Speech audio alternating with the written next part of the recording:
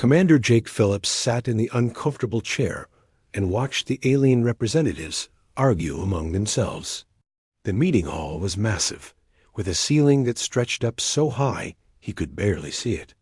Hundreds of different species filled the curved seats, their voices creating a constant buzz that echoed off the walls. He had been sitting here for 3 hours, listening to the same arguments he had heard for the past 6 months. Dr. Lisa Morgan stood at the center podium, her voice steady despite the chaos around her.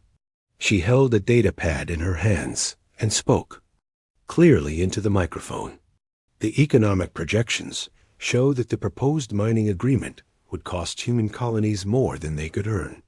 We would lose money on every ton of material extracted. The reptilian creature in the front row hissed loudly. Ambassador Zethkar of the Vorthik rose from his seat, his scales catching the artificial light.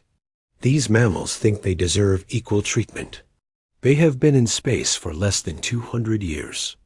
We have ruled the stars for millennia. Phillips felt his jaw tighten. He had heard this speech before, many times.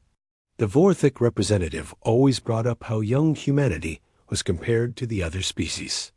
Phillips had served in 3 wars before becoming a diplomat, and he knew when someone was trying to intimidate him. Dr. Morgan continued her presentation, but Phillips could see the frustration in her shoulders.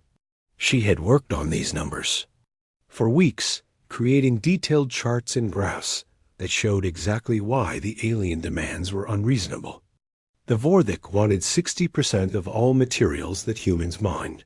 The crystalline Nexari creatures demanded the right to control all refining operations. The gaseous ethereals insisted on having their observers watch every human mining operation to make sure it met their cultural standards. The fuel costs alone would exceed our profit margins by 40%, Dr. Morgan explained, pointing to a holographic chart that floated above the podium. Human colonies in the outer spiral barely break even as it is. These turns would force U.S. to abandon our mining operations entirely. A creature that looked like a walking tree trunk made a sound like wind through leaves. Phillips had learned that this was how the Verdani species laughed. Perhaps that would be for the best, the creature said through its translator device. Your kind lacks the wisdom to handle such responsibility. Phillips gripped the armrests of his chair. 6 months of this. 6 months of sitting in this hall, while aliens treated humans like children, asking for permission to play with the grown-ups. He watched Dr. Morgan's face as she tried to maintain her professional demeanor. The floating jellyfish-like creature that represented the ethereal collective drifted closer to the podium. High Counselor Miran had been alive for over 1,000 years, and its voice carried the weight of centuries when it spoke. Young species must learn patience. The galaxy has existed in harmony for eons before your kind discovered fire. You should be grateful for any opportunity to serve the greater galactic community. Phillips stood up. His chair scraped against the floor, and the sound echoed through the sudden silence. Every eye, stalk, sensor, and optical organ in the hall turned toward him. Dr. Morgan looked back with wide eyes, clearly hoping he would sit back down and let her continue. Grateful, Phillips said, his voice carrying clearly through the hall's acoustics. You want us to be grateful for the privilege of working for free while you take everything we produce. Ambassador Zethkar's forked tongue flicked out. Commander. Phillips, you forget your place. This is a civilized discussion among equals. Phillips laughed, but there was no humor in it. Equals, right. That's why you spend every meeting talking about how primitive we are. That's why your people call us mammals, like it's an insult. That's why you think we should thank you for letting us give you our resources. Dr. Morgan stepped away from the podium and moved toward Phillips. Commander, perhaps we should take a break and discuss our position privately. Phillips held up a hand to stop her. He looked around the hall at the hundreds of alien faces, all watching him with expressions ranging from amusement to annoyance. You know what? I've heard enough. We've all heard enough. He walked to the podium and gathered up Dr. Morgan's data pads and charts. The holographic display flickered and disappeared as he disconnected the human equipment. Dr. Morgan, pack up your things. We're leaving. The hall erupted in surprised chatter. High Counselor Miran drifted closer, its tentacles waving in what Phillips had learned was agitation. Commander, surely you do not mean to abandon months of productive negotiations over a simple misunderstanding. Phillips looked up at the ancient creature. There's no misunderstanding here, Counselor. You've made your position crystal clear. You think humans are too young, too primitive, and too stupid to deserve fair treatment. You want us to work for. You, not with you. He began walking toward the exit, carrying Dr. Morgan's equipment. She hurried to catch up with him, her own arms full of documents and data storage devices. Commander Phillips, wait. We can't just walk away from this. These negotiations affect every human colony in the outer spiral. Phillips stopped at the great doors that led out of the council chamber. He turned back to look at the assembled representatives. Hundreds of different species that had ruled the galaxy long before humans had learned to build rockets. You're right, Doc. These negotiations do affect every human colony. That's exactly why we're leaving. Ambassador Zethkar stood up again, his tail lashing behind him. You cannot simply leave. The Council has procedures. There are protocols to follow. Phillips smiled for the first time in months.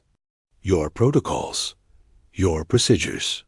Your rules that somehow always benefit everyone except humanity. He shifted the equipment to one arm and pressed the door control with his free hand. Well, here's a human protocol for you. When someone treats you like garbage, you stop giving them your time. The massive doors began to open with a deep rumbling sound. Beyond them lay the corridor that led to the docking bays, where the human shuttle waited. Dr. Morgan hesitated at the threshold, looking back at the council chamber, where she had spent so many hours trying to make the impossible work. Phillips gently touched her shoulder. Some bridges are meant to be burned, Doc. Let's go home. They walked through the doors together, leaving behind the shouting voices and confused chatter of the Galactic Council. As the doors closed behind them, Phillips felt something he had not experienced in months: relief. For the first time since the negotiations had begun, he was not sitting in that chair, listening to aliens explain why humans did not deserve respect. The shuttle ride back to human space was quiet. Dr. Morgan stared out the viewport at the stars, probably thinking about all the work she was leaving behind. Phillips piloted the small craft himself, preferring to focus on the simple task of navigation, rather than dwell on what would happen next. As they passed the last council beacon and entered the space lanes that led home, Phillips activated the communication system. This is Commander Phillips to Colonial Administration. Mission status terminated. We're coming home. Director Paul Chun stood in the center of the Colonial Administration command room and watched dozens of screens showing human operations across the galaxy. Each screen displayed a different colony, trading post, or diplomatic mission. Red alerts flashed on half of them as news of the walkout spread through human space like wildfire. The communication officer turned in her chair. Sir, we're getting confirmation requests from every human facility in council space. They want to know if the withdrawal order is real. Sean nodded grimly. Send the confirmation. All human personnel are to cease council-related activities immediately and prepare for return to human space. This is not a drill. Captain Kelly Brooks entered the command room, still wearing her fleet uniform from the emergency meeting that had ended an hour ago. Paul, do you understand what you're asking us to do? We have 300,000 civilians in council space. We have trade agreements worth billions of credits. We have joint research projects that took decades to establish. Chun pulled up a holographic display showing the extent of human presence in the galaxy. Blue dots marked human colonies, green showed trading posts, yellow indicated research stations, and red marked diplomatic facilities. There were thousands of them, scattered across council space like stars. I know exactly what I'm asking, Kelly. I'm asking us to come home. The next 24 hours became the largest logistical operation in human history. Every human merchant ship in council space received orders to complete their current deliveries and return to human territory. Research teams abandoned projects they had spent years developing. Diplomatic staff packed up embassies that had taken decades to establish. Senator Rick Martinez stood before an emergency session of the Colonial Congress. The chamber was packed, with representatives from every human world, their faces showing everything from anger to confusion to fear. Ladies and gentlemen, I warned you this day would come. For 15 years, I've watched this council treat humanity like we're children, begging for scraps from their table. A representative from New Boston raised her hand. Senator Martinez, what about our trading relationships? The Nexari crystals power half our colonies. The Vorthic metals are essential for our shipbuilding industry. Martinez's voice grew stronger. Then we'll find new sources. We'll develop new technologies. We'll build new relationships with species that actually respect us. It's time we stop depending on people who see us as inferior. The debate continued for hours, but the decision had already been made. Phillips and Morgan's walkout had set events in motion that could not be stopped. The vote was close but clear. Humanity would withdraw from all council activities and focus on building their own future. Captain Brooks coordinated the military aspects of the withdrawal from her flagship above Earth. The Earth Defense Fleet had grown significantly since humanity joined the council, with ships stationed throughout the galaxy to protect human interests. Now all of those ships were coming home. Admiral Wright, what's the status of the Third Fleet? Brooks asked through the communication system. Admiral Susan Wright's voice crackled back from the edge of the galaxy, where her ships had been patrolling. Council orders. We're pulling back from the outer rim sectors. The Council security forces are already asking where we're going. I think they're starting to realize we're serious about this. The first sign that the aliens were paying attention came when Trade Minister Val Shun of the aquatic hydrocean species sent an urgent message to the Colonial Administration. Chun watched the blue-skinned alien's image on his screen as the minister spoke through bubbling water. Director Chun, surely this withdrawal is simply a negotiating tactic. The Hydrocean Trade Confederation has enjoyed profitable relationships with human merchants for over a decade. We are prepared to discuss adjustments to the mining agreement terms. Chun recorded his response carefully. Minister Valshin, this is not a negotiation. Humanity is withdrawing from all council activities. We wish you well in your future endeavors. Similar messages arrived from dozens of other species over the following days. Some offered minor concessions on the mining rights. Others suggested new trade agreements. A few even hinted that they might be willing to treat humans as equals in future negotiations. Chun deleted them all without responding. The withdrawal wasn't just about pride or hurt feelings. Admiral Wright understood the strategic implications better than most. She stood in the war room deep inside Luna City, surrounded by star charts that showed the changing balance of power in the galaxy. The Council has become dependent on us, she explained to the assembled military commanders. Human freight companies handle 60% of interstellar cargo transport. Our patrol fleets maintain order in over 200 frontier systems.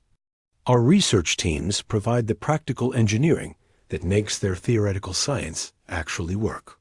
Colonel Dan Murphy, commander of the Marine Corps, studied the tactical displays. So what happens when we pull out? Wright smiled grimly. Chaos. Their freight system collapses. Pirates start raiding the systems we were protecting. Their fancy research projects stop working because they don't have anyone who knows how to fix them when they break. The human exodus continued for weeks. Massive cargo ships designed to carry entire colony populations worked around the clock to bring people home. The famous human work ethic that the aliens had exploited for years now worked against them as humans. Efficiently dismantled 15 years of galactic integration. Dr. Amy Richardson supervised the evacuation of the Joint Research Facility on Kepler-7. She had spent 8 years working with alien scientists to develop new propulsion technologies. Now she was packing up the human-designed equipment that made the project possible.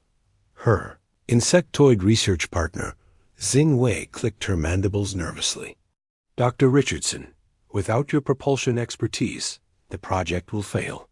Surely we can reach some accommodation. Richardson sealed the last container of human technology. I'm sorry, Xinwei. I truly am. But my government has made its decision. The equipment belongs to humanity, and it's going home with us. As the weeks passed, the scope of human withdrawal became clear to the Council. It wasn't just the big things, like military patrols and cargo transport. Humans had been involved in every aspect of galactic civilization.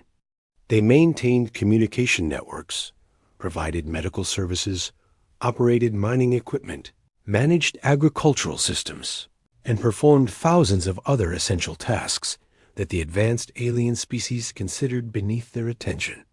This last human diplomatic mission left Council space on a Tuesday morning. Ambassador Claire Walsh stood on the bridge of the transport ship and watched the Council station shrink behind them. She had spent 12 years of her life trying to build bridges between humanity and the galaxy. Now those bridges were burning. Her aide approached with a message pad. Ambassador, the Council is requesting a final meeting. High Counselor Miran wants to discuss terms for a partial human presence. Walsh took the pad and deleted the message without reading it. Tell them humanity wishes the Council well in their future endeavors. Tell them not to attempt to contact us again. The transport ship crossed into human space 6 hours later. Behind them, the great experiment of human integration into galactic civilization was over.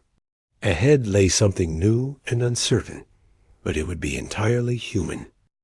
Trade Minister Val Shun floated in his water tank and stared at the economic reports spread across his desk. The numbers made no sense at first, but the more he studied them, the clearer the disaster became.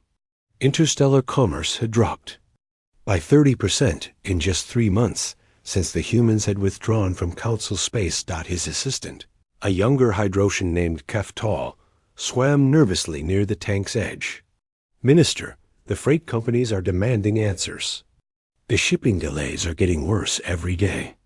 Valshin's gills fluttered with frustration. How many human cargo vessels were operating in Council space before the withdrawal?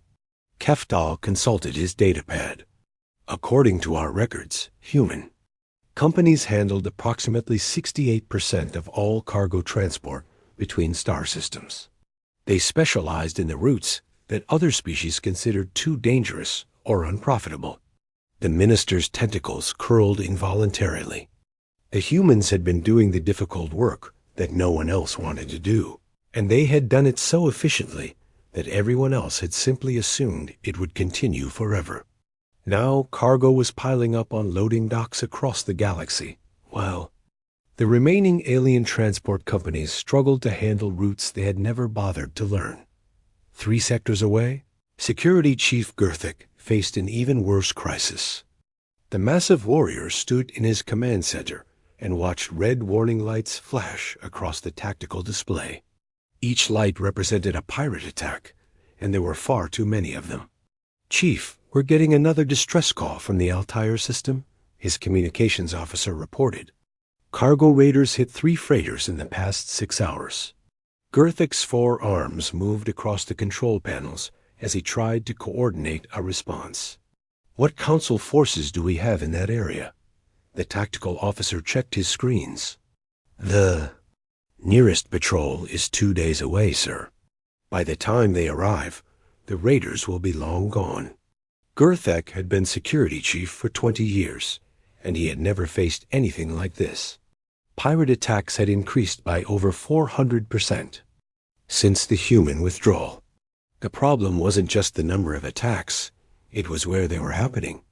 The raiders were hitting systems that had been safe for decades, places where Council forces had rarely needed to patrol. Sir, the humans were maintaining regular patrols in over 200 frontier systems, his intelligence officer explained. Their aggressive tactics and rapid response times kept most pirate gangs away from those areas. Without human presence, the raiders are moving in to fill the vacuum. The warrior chief's mandibles clicked together in frustration. The Council military forces were designed for ceremonial duties and handling disputes between member species. They were not prepared for the kind of brutal efficiency that pirate hunting required. The humans had handled that dirty work, and they had been very good at it. In her laboratory on the research station orbiting Vega Prime, researchers in Wei stood among the broken remains of her life's work. The advanced propulsion project that had consumed 8 years of her career lay in pieces around her, useless without the human engineering expertise that had made it. Function. Her research partner from the gaseous ethereal species drifted nearby, its form shimmering with distress. Xinwei, surely we can reconstruct the human modifications. We have detailed recordings of their work. Xinwei's compound eyes focused on the recordings that played on her screens. She watched human engineers solving problems that had stumped the galaxy's greatest theoretical minds. Watch carefully, Velomon. See how Dr. Richardson bypasses the quantum resonance cascade by rerouting power through the secondary manifolds. It looks simple, but the timing must be precise to the nanosecond. Velomon's gaseous form pulsed with confusion. The theory is sound. Why can we not replicate their methods? Xinwei clicked her mandibles in bitter amusement. Because they didn't just understand the theory. They understood how to make it work in the real world. There's a difference between knowing something should work and making it actually work. The same pattern was repeating across Council space. Projects that had seemed like triumphs of cooperative research were falling apart without human involvement. The aliens had provided the advanced theories and exotic materials, but humans had provided something more valuable, the practical knowledge of how to turn ideas into reality. The most dangerous development was the emergence of human pirates who had chosen to remain in Council space.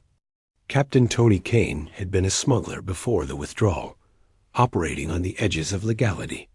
Now he had become something much worse. Kane's ship, the Wanderer, dropped out of hyperspace near a Vorthic convoy. The reptilian merchants had no chance to escape before Kane's raiders surrounded them.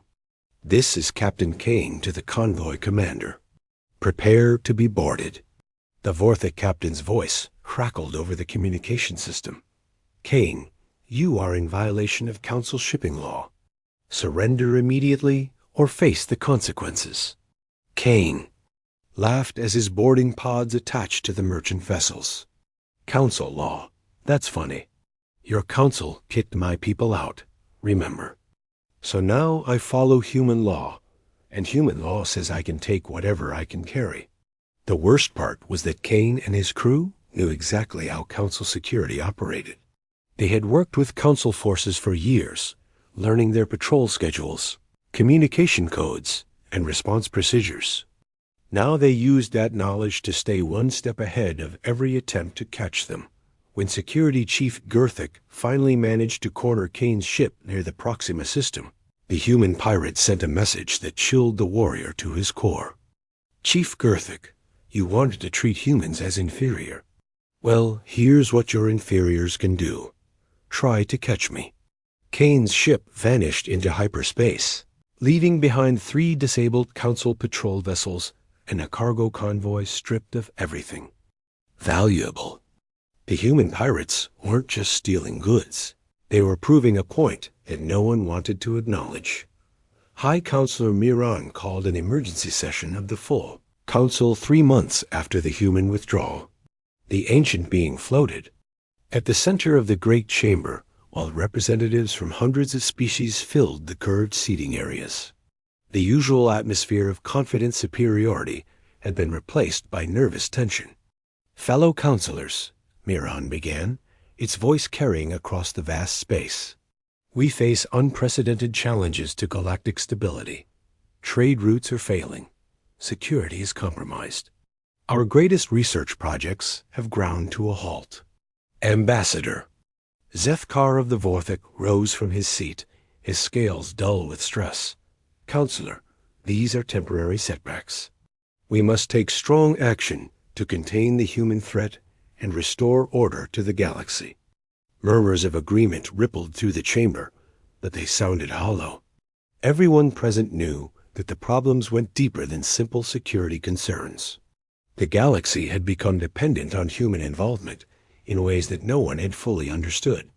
Until it was gone, Miran studied the galactic map that floated above the chamber floor. Human space appeared as a growing void surrounded by red markers indicating crisis points. Trade disruptions, security failures, and system breakdowns spread outward from the human border like ripples from a stone dropped in still water. "The question before us," the ancient counselor continued, "is whether we can adapt to this new reality, or whether our civilization will collapse under the weight of our own assumptions." The chamber fell silent as the implications of those words sank in. For the first time in millennia, the Galactic Council faced the possibility that they might not survive their own mistakes. General Marcus Stone stood in the command center on Mars and watched the holographic display show the collapse of galactic civilization. 6 months had passed since humanity withdrew from Council space, and the situation had become worse than anyone had predicted. Red warning zones spread across the star map like a plague, marking systems where violence had erupted between former allies. The intelligence officer at the next console turned to face him. "General, we're receiving reports that the Vorthik hegemony and Nexari Federation have begun open warfare over the mining rights in the Kepler sector. Both sides are claiming that humans promised them exclusive access before the withdrawal." Stone studied the tactical data flowing across his screens. Human intelligence networks were still operating throughout Council space, providing detailed information about the chaos that was consuming their former partners. The irony was not lost on him that the aliens who had dismissed humans as primitive were now tearing each other apart over resources they had assumed would always be available. "What's the status of our border defenses?" Stone asked his aide. "Colonel." Sarah Kim consulted her datapad. "All human systems are secure, sir. The defense grid is fully operational, and our patrol fleets are maintaining a strong presence along the perimeter. We've had several alien vessels attempt to enter human space, but they've been turned away without incident." Stone nodded with satisfaction. The withdrawal had forced humanity to become completely self-sufficient, and the results were impressive. Human colonies that had once struggled to break even were now thriving without the burden of council regulations and tribute. Payments. The resources that had been flowing to alien worlds were staying in human space, funding rapid expansion and technological development. Dr. Amy Richardson worked in her new laboratory deep beneath the surface of Luna, surrounded by equipment that would have been impossible to build under council oversight. The restrictions that had limited human research for decades were gone, replaced by a simple directive: develop whatever humanity needed to remain independent. "The new propulsion system is exceeding all expectations," she reported to the research council via holographic link. "We've achieved faster-than-light speeds that are 30% better than anything the council ever produced. The quantum field generators are so efficient that our ships can travel twice as far on the same amount of fuel." Her colleague Dr. Ben Carter appeared on another screen from his weapons research facility on Titan. "Amy, you should see what we've accomplished with defensive systems. The new shield generators can absorb energy levels that would have destroyed our old equipment. We're not just keeping up with Council technology anymore, we're surpassing it. The breakthrough had come from removing the artificial limitations that Council scientists had insisted were necessary for safety. Human researchers had discovered that those limitations were not about safety at all. They were about maintaining the technological superiority of the older species. Without those restrictions, human innovation had exploded in directions that amazed even the researchers themselves. Captain Tony Mitchell commanded a patrol squadron along the human border, monitoring the steady stream of alien refugees fleeing the violence in Council space. His ships intercepted another group of desperate civilians near the Proxima checkpoint, their vessels barely functional after escaping the latest battle zone. The alien captain who contacted him was a Hydrosian trader whose blue skin had faded to pale gray with exhaustion. Captain Mitchell, I am Merchant Valthanis. My convoy carries 3,000 civilians from the war zone in the Altair sector. We request sanctuary in human space. Mitchell felt sympathy for the refugees, but his orders were clear. Merchant Valthanis, I can provide emergency supplies and medical assistance, but I cannot grant entry to human territory. Those are my instructions from Colonial Command. The alien's voice broke as he pleaded. Captain, my people are dying. The Vorthik and Nexari fleets have turned our trade routes into battlefields. We have nowhere else to go. Mitchell authorized the transfer of food, medical supplies, and fuel to the refugee convoy, but he could not bend the rules that kept human space secure. As he watched the alien ships limp away toward an uncertain fate, he wondered if this was what victory was supposed to feel like. The same scene was playing out across the human border, as millions of aliens fled the collapsing Council territories. Some came seeking trade opportunities, others begged for protection, and many simply wanted to escape the violence that had consumed their worlds. All of them were turned away with the same message. Humanity was no longer involved in galactic affairs. Counselor Vexstar of the peaceful Zenith species stood before the emergency session of what remained of the Galactic Council. Half the seats in the Great Chamber were empty, as species after species had withdrawn to protect their own interests. The unified government that had ruled the galaxy for millennia was crumbling before their eyes.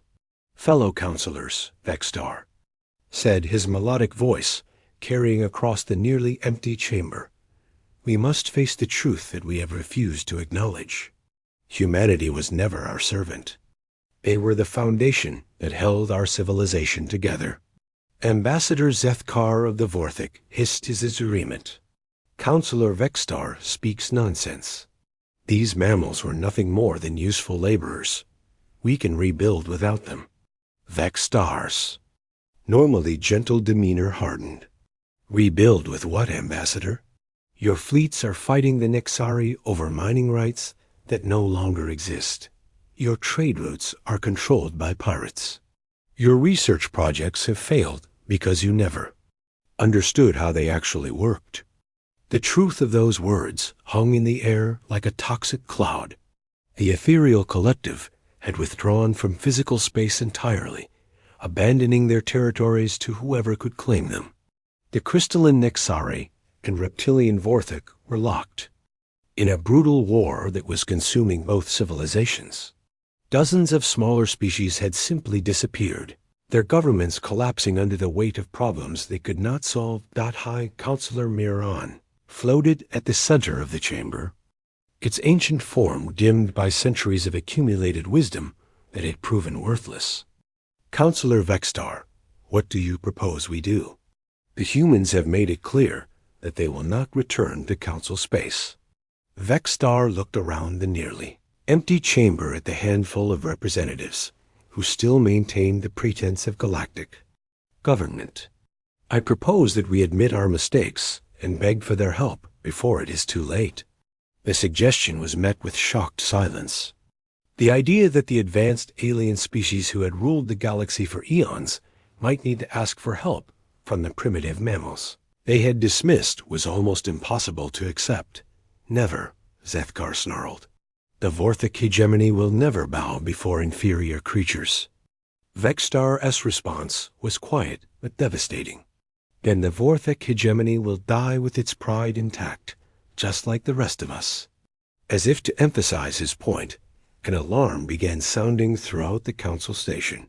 The automated systems announced that another section of the massive structure had suffered critical failure due to lack of maintenance. The human technicians who had kept the ancient station running were gone, and no one else knew how to repair the complex systems they had. Left behind, the great symbol of galactic unity was literally falling apart around them, just like the civilization it represented. President Nathan Cross stood on the observation deck of Luna Station and looked out at the fleet of ships that represented humanity's new place in the galaxy. 1 year had passed since Commander Phillips had walked out of the council negotiations, and the transformation was complete. The vessels before him were unlike anything the galaxy had ever seen. Sleek and powerful craft that made the old council fleets look like museum pieces. Admiral Helen Park joined him at the viewport, her uniform bearing the insignia of the expanded Earth Defense Force. Mr. President, the final production reports are in. Our shipyards are operating at full capacity, and we're launching new vessels faster than we ever thought possible. Cross nodded as he watched a massive battleship emerge from the construction bay. How do our capabilities compare to what the Council had before the withdrawal? Park smiled with obvious pride. Sir, there is no comparison.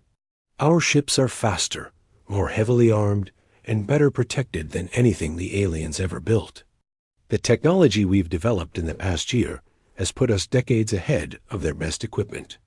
The transformation of human space had been nothing short of miraculous. Without the burden of council regulations and tribute payments, human colonies had exploded with growth and innovation.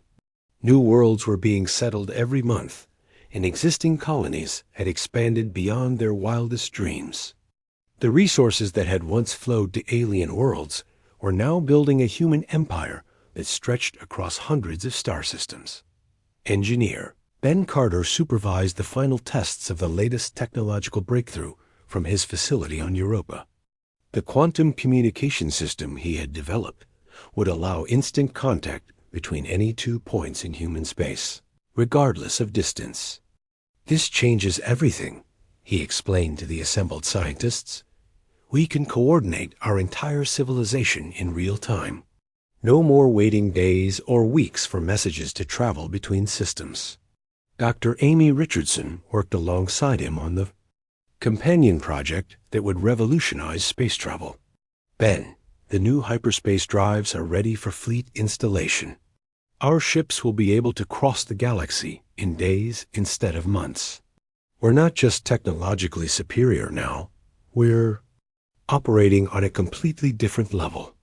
The breakthroughs kept coming, one after another, as human researchers explored possibilities that had been forbidden under council oversight. Medical advances that extended human lifespans, manufacturing techniques that could build entire cities. In weeks, agricultural systems that could feed billions from barren worlds. Humanity was not just surviving without the council.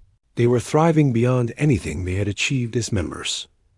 Ambassador Claire Walsh sat at her office in the Colonial Administration building and reviewed the growing stack of messages from alien governments. Every day brought new pleas for assistance, negotiations, or simply contact from species that had once treated humans as inferiors. Director Chun, we've received another 47 requests for meetings in the past week alone. Director Paul. Chun read through the latest batch of desperate communications. What are they offering this time? Walsh consulted her summary report. The usual mix of trade concessions, territory grants, and technology sharing agreements. The Hydrosian Confederation is offering us exclusive access to their hyperspace routes. The remaining Nixari clans want to share their crystal refinement techniques. Even some of the Vorthix survivors are hinting at military alliances. Sean deleted the entire batch without reading the details. Same response as always, Claire. Humanity is not interested in resuming relations with the former council species. We wish them well in their future endeavors. The standard rejection had become so routine that Walsh had it programmed into her communication system. She sent it out dozens of times each day to increasingly desperate alien governments who could not accept that humanity had moved beyond needing their approval or assistance. The most dramatic moment came when a battered ship appeared at the edge of human space, broadcasting ancient diplomatic codes that had not been used in decades. The vessel was barely functional, its hull scarred by battle damage and its systems failing one by one. Inside was High Counselor Miran, the ancient being who had once dismissed humans as primitive mammals. Captain Tony Mitchell's patrol squadron intercepted the alien vessel before it could enter human territory. Unknown ship, you are approaching the human colonial border. State your business and prepare to be escorted away. The response came in Miran's own voice, though it sounded weak and tired compared to the commanding presence it had once projected. Captain, this is High Counselor Miran of the Galactic Council. I request an audience with your government leaders. Mitchell consulted his orders and found the standard response for such situations. Counselor, human space is closed to all alien vessels. You will be provided with emergency supplies if needed, but you cannot enter our territory. For 3 days, the ancient being waited at the border in its damaged ship, sending increasingly desperate messages, requesting contact with human leadership. On the 3rd day, President Cross agreed to a holographic meeting, more out of curiosity than any desire to negotiate. The image that appeared in the presidential conference room was shocking. Miran's ethereal form had dimmed to almost nothing, its tentacles moving weakly as it struggled to maintain coherence. President Cross, I come to you in humility to request your assistance in preventing the complete collapse of galactic civilization. Cross listened without expression as the ancient counselor detailed the extent of the disaster. Entire species had gone extinct in the chaos following humanity's withdrawal. The Vorthik and Nexari had destroyed each other in their war over mining, rights that no longer existed. The ethereal collective had vanished entirely, leaving vast regions of space ungoverned and lawless. Pirates and raiders controlled what had once been the most civilized sectors of the galaxy. We were wrong, Miran admitted, the words seeming to cause it physical pain. We underestimated your species and overestimated our own importance. The galaxy needs humanity's strength, wisdom, and leadership to survive. When the plea ended, Cross remained silent for a long moment, studying the pathetic figure of the being who had once ruled a galactic empire. Counselor Miran, you taught us an important lesson. You showed us that we didn't need your approval, your permission, or your cooperation to build something great. Miran's form flickered with hope. Then you will help us rebuild. You will return to take your rightful place as leaders of the galaxy. Cross shook his head slowly. No, Counselor. We learned that lesson too well. We don't need you. We never did. Goodbye. The holographic connection ended, leaving Miran alone in its dying ship at the edge of human space. President Cross turned away from the screen and walked to the window where he could see the lights of New Geneva spread out below him. Beyond the city, the lights of human colonies stretched to the horizon, and beyond that, the stars waited for humanity to claim them. The former council's space had become a cautionary tale told in human schools, a reminder of what happened when arrogance replaced wisdom and prejudice replaced cooperation. Children learned about the great species that had ruled the galaxy before humanity, and how they had fallen because they could not recognize strength when it stood before them. As the months passed, human expansion accelerated. New colonies were established in systems that had once been forbidden to them. Trade networks developed between human worlds, creating prosperity that exceeded anything they had achieved under council oversight.